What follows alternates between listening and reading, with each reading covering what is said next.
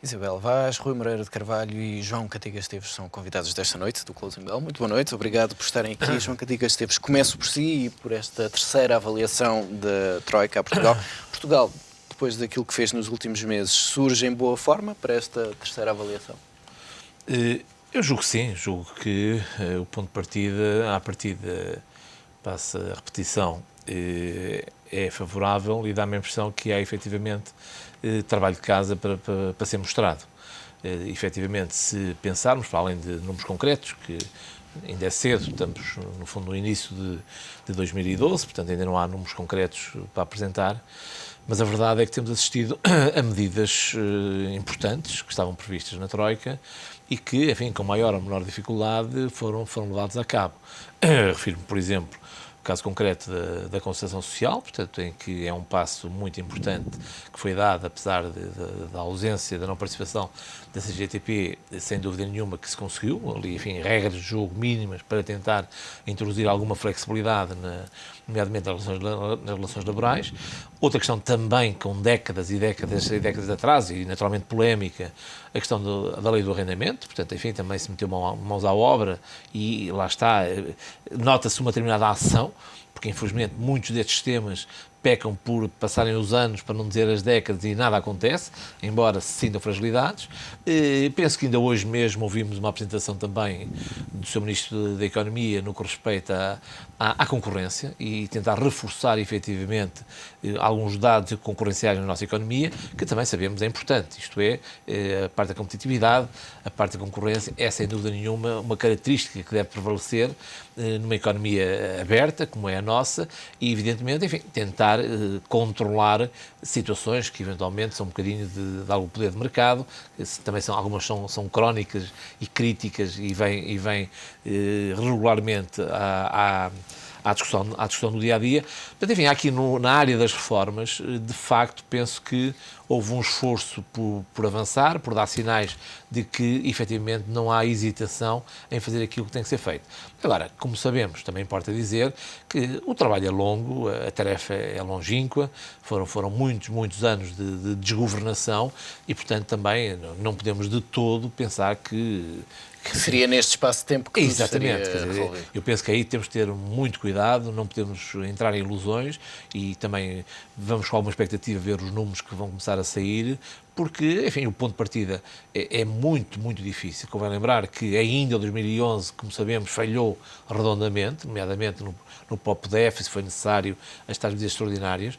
Portanto, começámos a olhar para a nossa economia com alguma normalidade, sem expedientes, sem artifícios, sem manobra de números, é muito importante, mas temos que ter consciência que só por também desse ponto de vista a nossa economia sadia, evidentemente, obriga um esforço adicional. Agora, esta determinação no que respeita a 3 ou 4 grandes áreas, 3 ou 4 grandes reformas que tantas vezes foram faladas e nunca foram feitas e agora, enfim, naturalmente, de forma polémica, vão aparecendo, seguramente com lados mais positivos, lados menos positivos, é um bom sinal de que, efetivamente, vai ser feito aquilo que é preciso fazer para voltarmos a ter uma economia mais estabilizada e, eventualmente, então, começarmos a poder, eventualmente, antever algum crescimento económico e criação de emprego. Isabel, e antes de começarmos a antever esse crescimento e essa criação de emprego, é importante, nesta altura, olhar com mais atenção, sobretudo, para o setor empresarial do Estado. Esse deve ser, de facto, um dos pontos que o Governo tem de trazer para o topo da agenda. Exatamente, eu acho que esse é um dos pontos do tripé, aliás, que hoje o Diário Económico falava muito bem, porque, de facto, neste momento, o setor empresarial do Estado está a asfixiar a economia, sem margem para dúvida, ou seja, todos os recursos captados hoje na economia praticamente são lançados quase na sua totalidade nas empresas públicas, portanto, não se consegue estar a ajudar as empresas, nomeadamente as exportadoras, e, portanto, isso é claramente a grande prioridade do Estado neste momento, é o que é que faz, no fundo, ao seu setor empresarial. Isso eu não tenho a mais pequena dúvida. Uma das coisas que eu acho que é fundamental, de uma vez por todas, neste país, é os direitos adquiridos, quando não há dinheiro, não existem. Portanto, os únicos direitos adquiridos pela Constituição e que a gente deve preservar são os direitos de valores fundamentais, ou seja, que as mulheres possam votar, não vais bater no teu vizinho, enfim, aquelas coisas que são fundamentais. Agora, todos os direitos que custam dinheiro podem e devem ser revistos. Quer dizer, porque os direitos adquiridos dos outros estão a bater nos direitos dos meus filhos, nos meus direitos que não os tenho. Portanto, ou seja, tem que se ter uma discussão transversal na economia portuguesa em que, neste momento, tudo aquilo que custa dinheiro deve e pode ser posto em causa. Nomeadamente, e hoje também foi manchete do Diário Económico, eu espero que estou a fazer publicidade, toda a revisão hoje pelo Dr. Vítor Gaspar, no fundo, de pôr o acordo da concertação social, como muito bem disse o professor Cantiga Esteves, que foi realmente uma das coisas que trabalho de casa que podemos mostrar à Troika, e agora fazer isso também na função pública, porque, quer dizer, não faz sentido o nosso país continuar a conviver com diferentes regimes de segurança social, com diferentes regimes de direito de férias, com diferentes regimes de formas de estar laboral, sobretudo... Preciso equiparar aqui. Exatamente, e sobretudo quando o próprio setor empresarial do Estado concorre com o setor privado. Portanto, nós não podemos, os privados, estarem a pagar impostos para o Estado, depois até concorrer com as empresas privadas de forma desigual, pago por todos nós. E, portanto, isto tem que ser, de uma vez por todas, ser visto desapaixonadamente e de forma, com alguma equidade dentro da própria sociedade portuguesa e, de facto, ir para bem do setor empresarial do Estado, porque senão, quer dizer, continuam sempre a viver de benesses e de proteções que não são reais. E numa altura destas, obviamente, tudo isso vem ao de cima, não é? Com graves consequências neste momento para o setor privado, nomeadamente a nível do acesso ao financiamento bancário. Não é? Mas quando tentamos fazer esse equilíbrio, Rui, quando olhamos para estes meses de programa de memorando de entendimento, o saldo que fica nesta terceira avaliação é de que a função pública é que está, de facto, a arcar aqui com a maior parte desta carga da austeridade. Boa noite. A função pública tem um peso relevante. Portanto, é natural que ela tenha, de facto, seja parte da solução e não somente parte do problema. É verdade o que é dito, ela tem que ser mais competitiva, no fundo é o termo que nós usamos para a economia global, até mesmo para que os próprios funcionários públicos retomem a sua dignidade dentro do seu local de trabalho e que não sejam eles constantemente olhados como aos borda da fita. Por exemplo, porque é que têm 12 meses ou sem 14? Nesta fase do campeonato, eu penso que é razoável considerarmos que os 12 meses, que é correto, dentro das possibilidades, enfim, de cada um, que temos que assumir. Agora, eles também têm muitas competências que têm que vender e muitas vezes havia concorrência desleal também da parte do privado para com o público. Ou seja, porque havia uma ligação pessoal entre os membros que tomavam poder de decisão, iam buscar experts, empresas de consultoria, que faziam PowerPoints com conhecimento que vinha da máquina do Estado. Ou seja, foi o perder os valores... Havia um aproveitamento. Havia um aproveitamento do conhecimento, no fundo, o conhecimento tácito que vivia há muitas décadas, não é? Porque... E esse conhecimento tácito era transferido para quem chegava lá a recolher essa informação, que depois transformava aquilo em PowerPoints e fazia a fatura e levava os louros. Ou seja, houve todas umas décadas de maltratamento recíproco do poder de fazer opinião e do poder de fazer conhecimento. É bem dito que tem que haver regras iguais para também haver soluções equivalentes. Muito bem. João Cantiga Esteves, e esta terceira visita da Troika surge, ou começa no dia em que Portugal voltou ao mercado para emitir mais do que se esperava, com resultados que mais uma vez mostram uma diminuição dos juros. Isto é um sinal de confiança dos investidores em relação a Portugal, ou é que ainda o efeito de algumas políticas que o BCE está a tomar? Provavelmente é um pouco de cada, mas primeiro é de facto uma boa notícia. Mas também, mais uma vez, temos que relativizar as coisas. Nós sabemos que os mercados são voláteis e, portanto, hoje em dia, enfim, a compra de dinheiro também depende de vários aspectos, de como é que está a situação internacional. Mas, enfim, não deixa de ser uma boa notícia, mas também vamos encará-la com algum Não é garantia de que os cuidado. problemas estão resolvidos, não é? Exatamente. De qualquer forma, são testes interessantes. Quer dizer, neste momento, enfim, o relativo à vontade com que foi colocada a dívida até 12 meses, é verdade que continuamos a falar, naturalmente, no curto prazo, 12 meses, foi bom, as taxas de juros responderam, e, enfim, e tirando de facto a taxa de 10 anos, continua a haver alguns sinais de alguma estabilização, e penso que aqui há, de facto, também, apesar, eu acho que o tempo, apesar de situações muito críticas que permanecem, nomeadamente, obviamente, o caso da Grécia, eu julgo que o tempo também vai ajudando a maturar os problemas, a interpretá-los bem e, sobretudo, que sejam tomadas decisões, isto é, as pessoas não estão paradas, as instituições não estão paradas, os agentes financeiros e económicos não estão parados, os bancos não estão parados, e, portanto, apesar de tudo, vai havendo algumas respostas, cada pessoa, empresa, instituição vai também gerindo, é isso que é gerir, não é? E neste momento, apesar de tudo, parece que num quadro mais global, do meu ponto de vista, no quadro da Europa e em particular do quadro da zona euro, eu julgo que apesar de tudo algumas tensões um pouquinho mais aliviadas, mesmo e apesar das dificuldades prementes a nível da Grécia. Se bem que também importa dizer que, apesar de todas as dificuldades, está em vias de ser aprovado um novo plano, que apesar de tudo mantém, digamos assim, a expectativa, nova oportunidade, mais uma chance e, portanto, desse ponto de vista, as coisas estão a ser articuladas e à medida que o tempo vai passando, lá está, irmos arrumando as casas diversas, tomando decisões e, portanto, eu julgo que esse aliviar de alguma tensão provavelmente também se reflete a nível dos mercados, com o caso de hoje da colocação da dívida portuguesa de curto prazo. E tudo estará dependente, Isabel, provavelmente da decisão de segunda-feira relativamente a um pacote de ajuda à Grécia. Entretanto, ao longo da última semana, sobretudo, notou-se um estalar do verniz entre a Grécia e os responsáveis europeus. A máscara de solidariedade da Europa está a cair de vez? Quer dizer, vamos lá ver, eu acho que o povo grego está acossado, não é? A situação não é fácil, como é evidente, e, portanto, há bocadinho vimos o presidente grego, enfim, a reagir de forma algo apaixonada, não é? Ao ministro alemão. Eu acho que a Europa não tem sido muito solidária, do ponto de vista de... Não é solidária no sentido normal do termo, mas solidária no sentido em que, de facto, nós não somos um conjunto de Estados com o mesmo orçamento e com as mesmas... aquilo que já temos vindo a falar aqui muitas vezes. Não é uma federação. federação. Isso é, no fundo, é tudo isso que está aqui a vir ao de cima. Obviamente que a Grécia, por muito que custe dizer, bem como Portugal, bem como a Espanha, bem como a Irlanda, de facto tem que cumprir, as pessoas têm que meter na cabeça que, de facto, os níveis de dívida que têm não são sustentáveis com os níveis de crescimento que a Europa está a conseguir. A Europa está entre a espada e a parede, entre uma China fulgurante, um Brasil fulgurante, uma Rússia fulgurante, uma Índia que ainda não deu... ainda vamos ouvir falar muito mais da Índia do que estamos agora a ouvir falar. E, portanto, obviamente que a Europa tem que repensar todo o seu modelo social, a Europa tem que pensar todo o seu modelo económico e todo o seu modelo de solidariedade. Portanto, neste momento, o caso onde não há pão, todos ralham e ninguém tem razão, não é? E eu penso que é isso de facto que está a acontecer. Os gregos também têm que meter na cabeça que têm que dar alguma garantia também a quem empresta, porque neste momento, como os mercados não funcionam, relembro que são os contribuintes europeus que estão a pagar. E os contribuintes europeus também têm direito a ter algum compromisso por parte, enfim, na minha modestíssima opinião, que cumprem os mínimos olímpicos, porque até o momento a verdade é que a Grécia não tem estado a cumprir aquilo a que se compromete.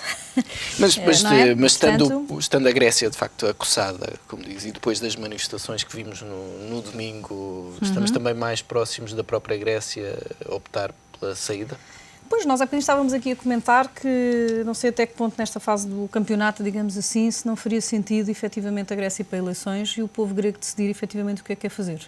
É óbvio que isto é sempre discutível, enfim, numa democracia nós escolhemos os representantes, escolhemos os partidos para, no fundo, nos representarem e tomarem decisões pelo coletivo. Agora, enfim, eu não sou uma expert, né, pouco mais ou menos desse tipo de situações, mas eu diria que neste momento é preciso realmente o povo grego como um todo dê um sinal claro à Europa que vai fazer os sacrifícios que lhes estão a ser pedidos e que efetivamente são muito grandes depois também de muitos anos de descontrole. Agora, eu não sei até que ponto, de facto, politicamente, isso hoje não daria também mais força também aos próprios ministros, não é? Porque isto é muito difícil, de facto, isto é complexo. Por quanto tempo é que ficava à força? Por quanto tempo é que ficava à força? Depois de um referendo. Porque pelo menos as pessoas escolhiam, querem ficar no euro, não querem cumprir a austeridade, não querem. Teriam tido uma oportunidade de se pronunciar. Tinham tido uma oportunidade de se pronunciar e, portanto, e depois daí calamos-nos para sempre, como dizia outros, não é? Mas quer dizer, não sei. Mas eu só me recordo, ainda hoje tive o cuidado de ler um colega do ISCTE, o professor Brilhante Dias, que fez um artigo a colocar em causa o acordo assinado em maio. Ou seja, nós tivemos um governo que em maio assinou um acordo. Esse governo foi a eleições e perdeu as eleições. E, de facto, 3 partidos da asa governamental ou da mesa governamental assinaram um acordo que significaram 80% dos votos. 6 meses depois, já há fortes divergências dentro de um... Está bem, mas Portugal é diferente. Portugal, efetivamente, tu Por isso disseste, mesmo. Portugal foi a eleições, toda a gente sabia o que íamos, toda a gente sabia que, ou seja, antes das eleições estava um documento da Troika em cima da mesa e, portanto, os portugueses escolheram...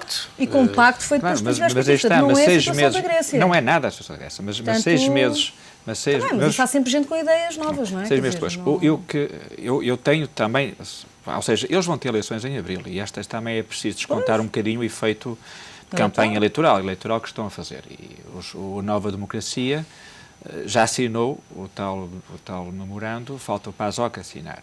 Mas também recordo que eu tenho uma opinião um bocadinho diferente quanto à chamada solidariedade europeia. Eu acho que hoje estamos todos muito mais solidários do que estávamos há 2 anos atrás. Portanto, hoje, para nós, aceitar o federalismo já é razoável. Há 2 anos não se põe em cima da mesa. Porque a noção de Estado-nação nasce na Europa e nasce em Portugal há 8 séculos. Portanto, o povo europeu é um povo por si só muito beligerante e muito dado a aspectos culturais específicos. Aliás, como é que se diz, dentro do mesmo Estado fazer regiões, como em Espanha, o regionalismo, e vê-se a dificuldade que vamos ter em acabar com as juntas de freguesia e com os municípios. Portanto, isto é muito cultural europeu. Agora, o que estamos é com um problema, ou nós temos uma reconfiguração, digamos, geométrica da nossa geografia económica e política. Agora, a reconfiguração cultural vai demorar muitas décadas. Porque isso nasce com a língua, nasce com os valores. Mas a Europa está, de facto, a brincar com o fogo? Não está a brincar. Como diz o Ministro das Finanças grego, quando equaciona, eventualmente, a saída da Grécia. Mas a saída é uma opção de qualquer povo, como disse muito bem a Isabel, e faça essa pergunta e respondam à questão. Mas se isto fosse posto há um ano, era muito mais complicado.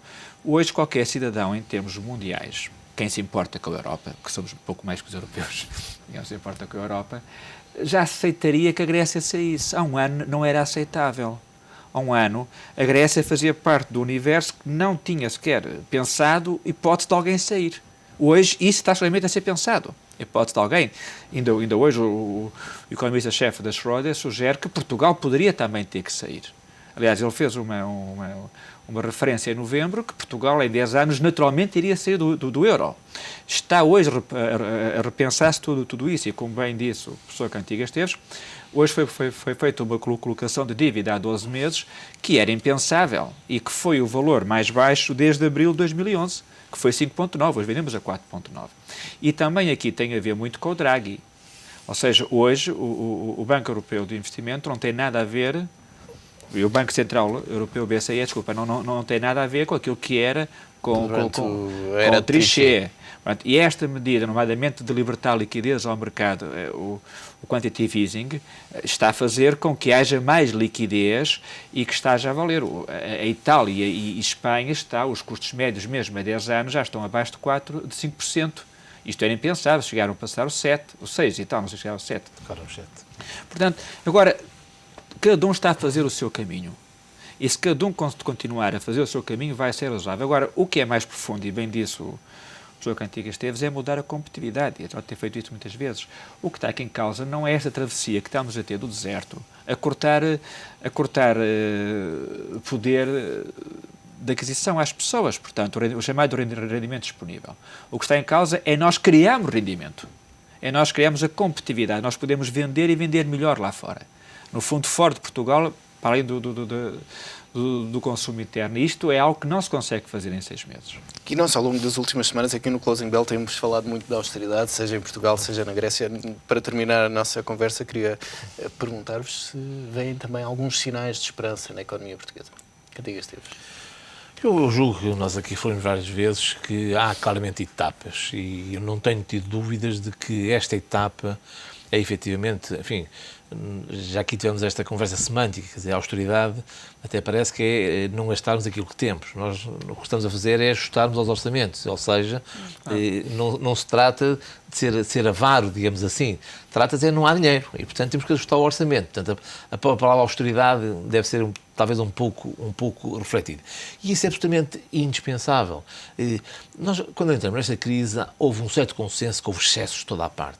Excesso de consumo, excesso de endividamento, excesso de investimentos, tudo excesso. E, portanto, obviamente que repor todas essas variáveis económicas a um nível mais em sintonia com a riqueza criada, evidentemente que é difícil. Mas é necessário. Hoje fala-se muito, porque o consumo está em queda, porque não há consumo.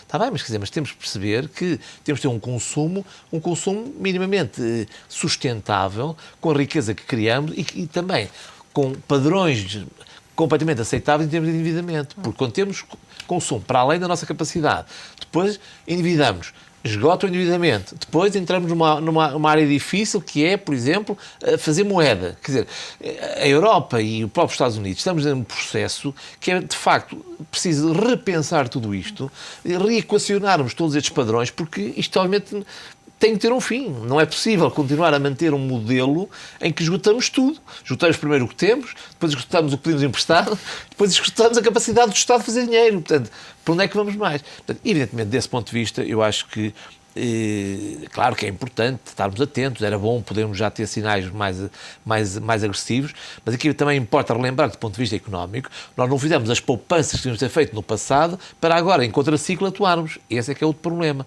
Pronto, em resumo, julgo que esta etapa é muito importante. Tenho alguma preocupação se desfocarmos um pouquinho a nossa concentração, mas enfim, estamos atentos, como já foi dito, foram anunciadas já medidas a nível da competitividade, a nível da própria lei do arrendamento, de forma indireta, enfim, há aqui medidas que estão em curso que abrirão, esperamos, enfim, o caminho para, lá está, uma fase seguinte de crescimento económico e de criação de emprego. Isabel, no dia-a-dia, tem encontrado aqui sinais positivos ou o cenário é... Eu penso que vamos ter uma década para esquecer.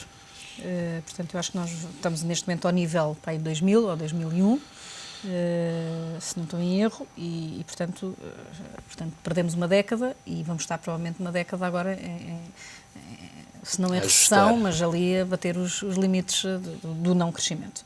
Isso por um lado. Por outro lado, eu gostava de distinguir a austeridade daquilo que efetivamente, com a austeridade ou sem austeridade, nós temos que fazer. E a verdade é que, eu diria, mais de metade das medidas que estão no memorando da Troika deveriam ser feitas por qualquer país minimamente responsável pelas suas contas, não é? Ou seja, e que não são da austeridade. Portanto, as pessoas têm que perceber que há um conjunto de medidas que são da austeridade, que é quando nós temos, que é o que o professor Cantigas Esteves dizia, é quando nós temos que ajustar, digamos, o nosso orçamento a menos dinheiro, porque produzimos menos.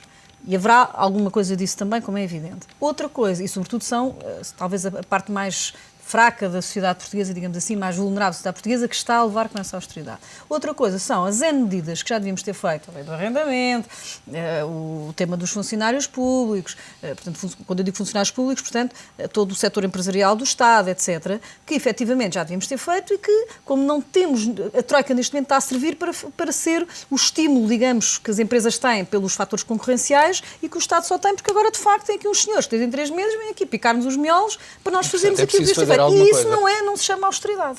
Aliás, eu acho que o Primeiro-Ministro já disse muito bem que nós não estamos a fazer isto pela Troika, algumas das coisas, mas sim porque temos mesmo que as fazer. E isso não é austeridade. Portanto, eu acho que devíamos começar a distinguir no nosso país o que é austeridade do que é efetivamente aquilo que deveríamos fazer e que é uma vergonha ter que vir uns senhores picarem dos miolos 3 em 3 meses para nós fazermos aquilo que devíamos fazer por nós próprios. Isso por um lado. Em terceiro ponto, não estou assim tão otimista como o professor Cantigas Esteves. Nós, na vida empresarial, estamos a sofrer à séria, como lhe digo, com o tema do acesso ao financiamento. Portanto, o tema do setor empresarial do Estado é prioridade das prioridades, porque senão afogam de vez o já fraquíssimo tecido empresarial português.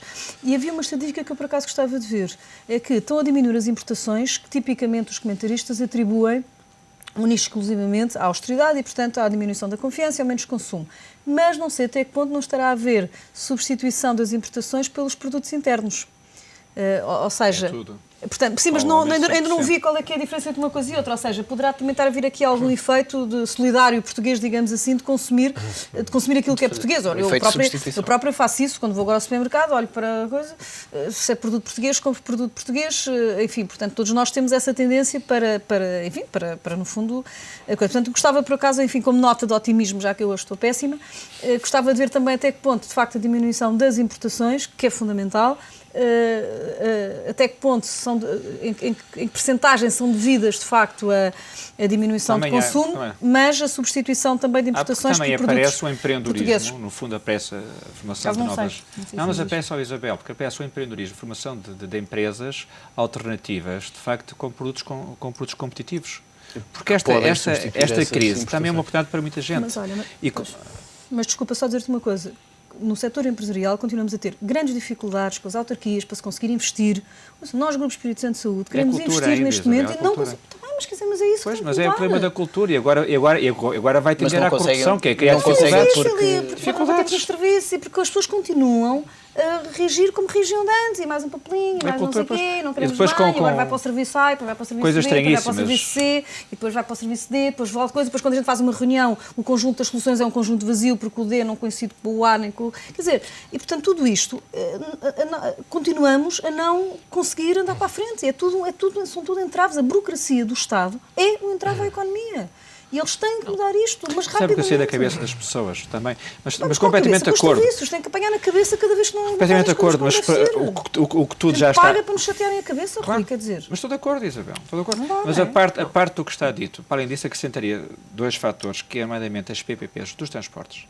O setor dos transportes, que é um setor nevrálgico, e das autoestradas e as scooters, que é um nado morto que vai nos criar grandes problemas e é preciso começar a desenvencilhar esse nó, e o chamado déficit tarifário, porque não se percebe porque é que os setores todos são atingidos nas suas receitas e alguém, digamos, alguns estão à parte de tudo isto e consideram-se imutáveis. Finalmente, acho que é preciso promover a coesão. Nós temos de estar unidos para sermos parte da solução e, como já disse a Isabel, a solidariedade. Porque é quem esteja a sofrer mais do que os outros. E quem tem, digamos, mais condições e, pelo menos, maior rendimento, deve pensar que há uma grande percentagem de desempregados e de população com patamar de 60, 70, 80 anos que não tem facilidade em encontrar emprego e encontrar rendimentos. Rui Moreira de Carvalho, Isabel Vaz, João Cantigas Esteves, muito obrigado pela presença neste Closing Bell. Muito obrigado.